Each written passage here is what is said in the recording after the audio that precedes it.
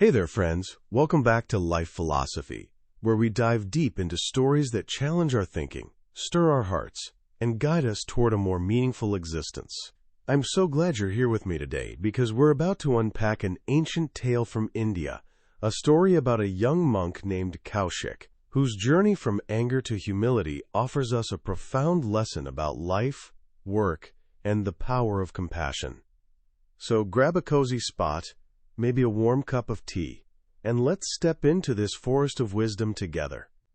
Picture this, a dense, serene forest, the kind where the air feels ancient, filled with the whispers of leaves and the gentle murmur of a nearby river. Here, we meet Kaushik, a young monk with a fiery spirit and a deep dedication to his spiritual practice. He's just taken a purifying bath in the river, the cool water washing away the dust of the world, and now he's settled under a sprawling tree, face tilted slightly upward, ready to sink into meditation. His mind is reaching for that quiet, sacred space when, plop, a bird perched above drops its mess right onto his freshly washed face. Can you imagine? You've just cleansed yourself, you're trying to connect with the divine, and nature pulls this little prank on you. Kaushik's reaction is, well, let's just say it's not very monk-like. His eyes blaze with fury, his calm shatters, and he glares at the bird with such intense anger that, believe it or not, the poor creature bursts into ashes on the spot. Yes, ashes. Now, instead of feeling remorse, Kaushik feels a surge of pride. Ah, he thinks, my penance, my spiritual power, it's working. I've got something to show for all this discipline.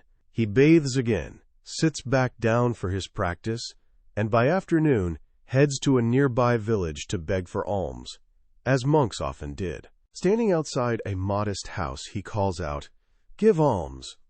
A woman's voice replies from inside, soft but firm, "Please wait a bit, I'm coming soon." But Kaushik, still riding high on his morning victory over the bird, isn't in the mood to wait. His ego is puffed up, his patience thin. He shouts louder, "Give alms." Again, the woman responds, "Just a little longer, I'm on my way." This only fuels his irritation. He's a great monk after all, or so he thinks. How dare she make him wait? Finally, the woman emerges with a plate of food, and Kaushik snaps at her. "I am a powerful monk with divine abilities. How dare you keep me waiting?" But this woman, oh, she's not intimidated. With a calm, almost amused tone, she replies, "What's the rush? I was feeding my husband. He's blind in both eyes. Surely you can wait a moment, can't you?"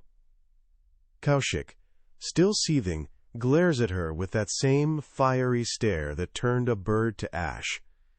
But she doesn't flinch. Instead, she looks him straight in the eye and says, "Don't stare at me like that. I'm not some bird that will burn to ashes." Whoa! Kaushik freezes. His mind races. How could she possibly know about the bird? There was no one in that forest to witness it. Stammering, he asks, How do you know about that?" She brushes it off with a quiet strength, saying, "It doesn't matter, but with all that pride swelling in you, you're not in a state to learn anything." Humbled, yet desperate for answers, Kaushik folds his hands and pleads, "Then make me your disciple." But she shakes her head. "I'm just a housewife. I don't take disciples, but I can point you to my master." She gives him an address, and Kaushik sets off, his curiosity outweighing his wounded ego. He arrives in a nearby town, following her directions, only to find himself in, get this, a butcher's street. The air is heavy with the smell of meat, blood, and raw life. Kaushik, a Brahmin who considers even stepping into such a place a sin, is horrified. "This can't be right," he mutters to himself, eyeing the hanging slabs of meat and the gritty reality around him. But the address is correct, and soon locals point him to a shop where a butcher, covered in blood, is meticulously cutting meat with an almost reverent focus. Kaushik hesitates. A butcher? My teacher? Impossible, he thinks, turning to leave. But before he can take another step, the butcher calls out, Mahatma Kaushik, that woman sent you to me, didn't she? Kaushik stops dead in his tracks. He hadn't told anyone his name. How could this man know? Speechless, he waits as the butcher finishes his work, cleans himself up, and invites Kaushik to his home. There, after bathing and serving his elderly parents with tender care, the butcher sits down with Kaushik and asks, What's your question? Kaushik, still reeling, blurts out, How did that woman know about the bird? How do you know about me? I need to understand this power. The butcher smiles, his eyes kind but piercing, and says, It's simple, my friend. Whatever work you do it with full participation, attention, and compassion. That woman cares for her blind husband with every ounce of her being. I serve my parents and cut meat with the same dedication, ensuring the animals feel the least pain possible. If I didn't do this work, someone else might, and who knows how much suffering they'd cause. I do it because I believe I can do it best. He leans in, his voice steady, and continues, When you pour yourself completely into your actions, without attaching your identity to the work, your mind becomes still. And in that stillness, you start to see beyond yourself. You can sense the thoughts and feelings of those around you, just as that woman sensed your story, just as I knew your name. It's not magic, it's presence.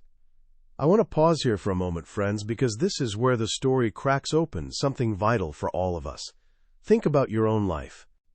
How often do we rush through tasks, half-hearted, distracted, or worse, defining ourselves by what we do? I'm a teacher, I'm a parent, I'm a failure, I'm a success. We wrap our worth around our roles. But what if, like this butcher, we could let go of that attachment? What if we could approach every single thing we do, whether it's washing dishes, writing a report, or comforting a friend, with total focus and love, without letting it define who we are? Kaushik's journey shows us the danger of pride, how it blinds us to the wisdom right in front of us. He thought his spiritual power was in burning a bird to ashes, but real power, as the housewife and the butcher teach him, lies in humble, compassionate action. It's not about the grandeur of the task, it's about the heart you bring to it. As the butcher might say, cut meat or chant prayers, but do it with your whole soul. That's where true clarity, true connection is born. This story, my friends, isn't just about a monk learning a lesson centuries ago, it's a mirror for us. I remember a time in my own life when I was so caught up in proving myself at work that I missed the small, sacred moments, like really listening to a colleague who needed support. I was Kaushik, full of pride, until life humbled me, much like that housewife's calm rebuke. Maybe you've had moments like that too.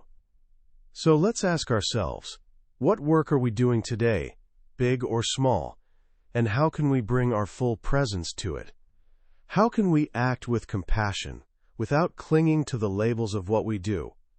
As we wrap up, let's carry Kaushik's transformation with us. From a man of anger and ego to a seeker of true wisdom, he reminds us that the path to understanding isn't in power over others, but in service, attention, and love for whatever lies before us. So go out there, friends, and whether you're sweeping a floor or leading a meeting, do it with your whole heart. You might just find a stillness, a clarity that lets you see the world and yourself in a whole new way. Until next time, keep reflecting, keep growing, and I'll see you right back here on Life Philosophy. Take care.